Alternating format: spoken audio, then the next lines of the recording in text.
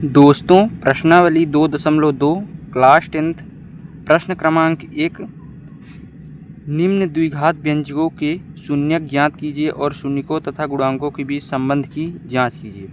इसका जो 3 क्वेश्चन हैं, इन तीनों क्वेश्चन को पिछले वीडियो में हल कराया गया है, तो आप वीडियो जाकर देख सकते हैं।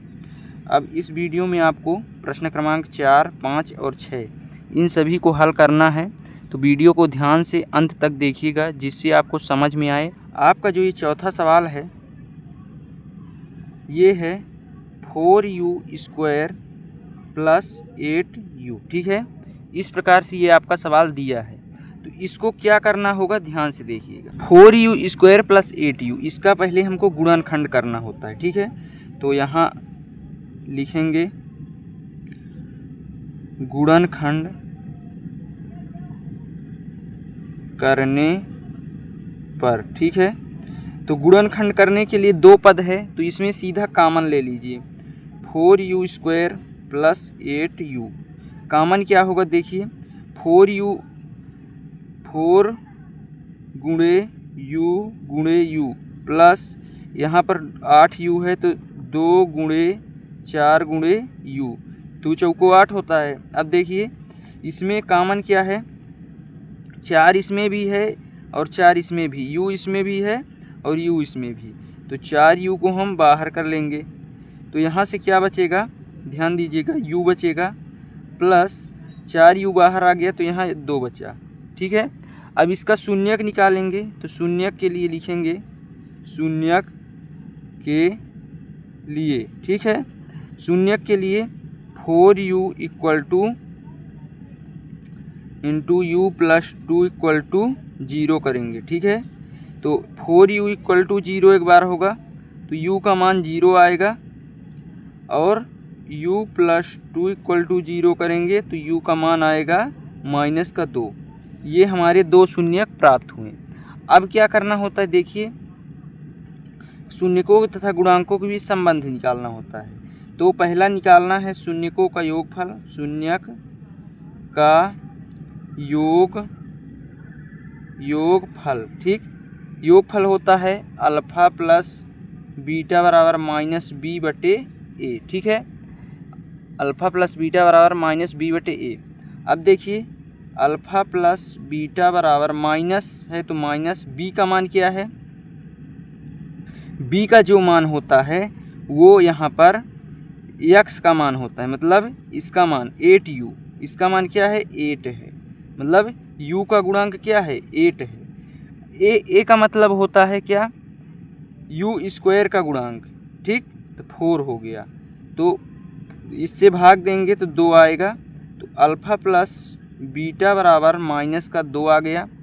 ठीक है, अब अल्फ़ा × बीटा निकालेंगे, मतलब शून्यक का गुणनफल c/a। ठीक है, अब देखिए c क्या है, c अचर पद इसमें नहीं है, तो इसको 0 लिखेंगे। a क्या है, a का मान ये u² का गुणांक क्या है 4 है, तो जब किसी संख्या में 0 में किसी संख्या से भाग देंगे तो उसका मान 0 होगा। अतः यहाँ लिखना होगा, अतः शून्यकों तथा गुणांकों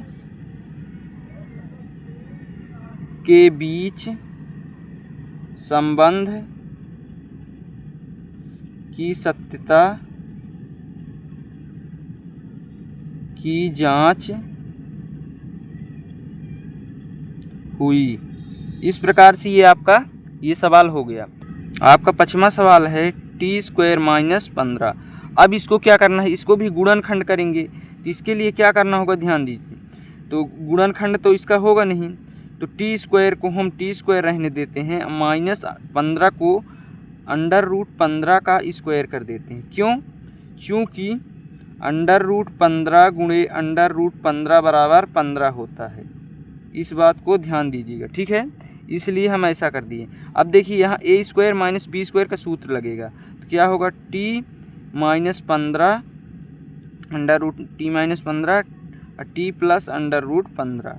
ठीक, ये हो गया, चूँकि सूत्र देखिए a² - b² बराबर a + b into a minus b, ये होता है। ठीक है, तो ये आपको समझ में आ रहा होगा। अब देखिए टी माइनस अंडर रूट 15, इसको आप क्या लिखेंगे, देखिए शून्य के बराबर जब करेंगे तो इसके बराबर 0 हो जाएगा। तो टी माइनस अंडर रूट 15 बराबर 0, तो टी बराबर अंडर रूट 15, ये आ गया मान। और दूसरा टी प्लस अंडर रूट 15 बराबर 0, तो टी बराबर माइनस अंडर रूट 15, ये हो गया। दो शून्य निकल आए।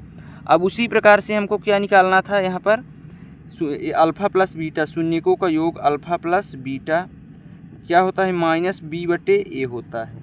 ठीक, तो माइनस बी का मान क्या होता है, देखिए जो यक्स का गुणांक है, यहाँ पर यक्स है ही नहीं, तो इसका मान 0 हो गया, बटे ए का मान टी स्क्वायर 1 है, तो ये पूरा मान 0 हो गया। फिर अल्फ़ा इंटू बीटा देख लीजिए, सी बटे ए, तो सी क्या होता है, अचर पद होता है, अचर पद माइनस का 15 है, और बटे ये ए क्या है, इसका मान टी स्क्वायर का, तो 1 है, तो माइनस का 15 आ गया। तो अल्फ़ा इंटू बीटा का मान -15 और अल्फ़ा प्लस बीटा का मान 0। इस प्रकार से इसके संबंध की सत्यता की जांच हुई। देखिए आपका लास्ट सवाल है 3x² माइनस x माइनस 4। अब देखिए इसको गुणनखंड करना होगा, तो ये लिखेंगे हल गुणनखंड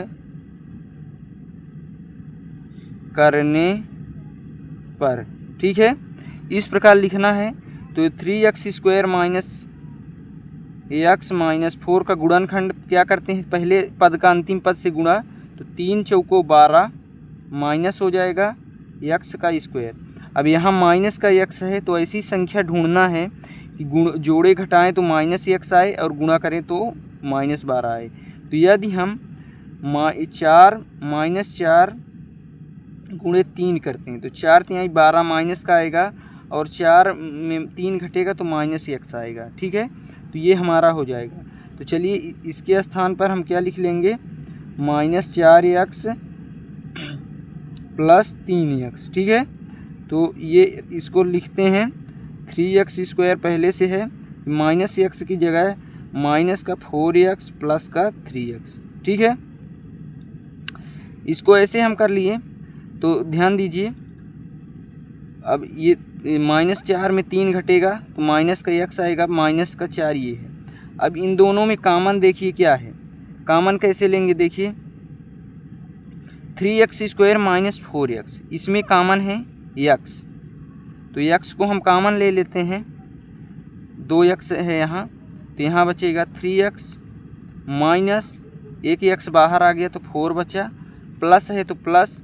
अब देखिए इन दोनों में क्या कामन है, एक कामन है, कुछ नहीं है तो एक, तो अंदर बचा 3x माइनस का 4। ठीक है, तो 3x माइनस 4 दो बार है, इसको एक बार लिख लेते हैं, फिर x प्लस 1, इस प्रकार लिखेंगे। अब देखिए शून्यक निकालने के लिए क्या करना होगा, इसके बराबर 0 करेंगे, तो 3x माइनस 4 इक्वल टू 0, तो 3x इक्वल टू ये 4 प्लस का होगा। फिर यहाँ पर देखिए x बराबर 4/3, ये एक शून्यक निकला। फिर देखिए दूसरा x प्लस 1 बराबर 0, तो x बराबर माइनस का 1, ये दूसरा शून्यक। तो इस प्रकार से दो शून्यक निकले। अब इनका हम गुणनफल और शून्यकों का गुणनफल और योगफल निकालते हैं। तो देखिए शून्यक का योगफल अल्फ़ा प्लस बीटा बराबर -b/a, तो माइनस है, तो देखिए अल्फ़ा प्लस बीटा बराबर माइनस है। अब b का मान क्या है, b क्या होता है, x का गुणांक, तो x का गुणांक क्या है, -1 बटे a क्या होता है, x² का गुणांक, तो 3 है। ठीक है, तो माइनस प्लस हो गया, तो 1/3 आ गया, alpha plus beta. Alpha into beta क्या होगा, c/a, c क्या होता है, अचर पद, तो c अचर पद माइनस का 4 है, बटे a क्या है, x² का गुणांक, तो 3, -4/3। इस प्रकार से यहाँ लिखना है, अतः शून्यक के गुणांकों के तथा योगफल के बीच संबंध की सत्यता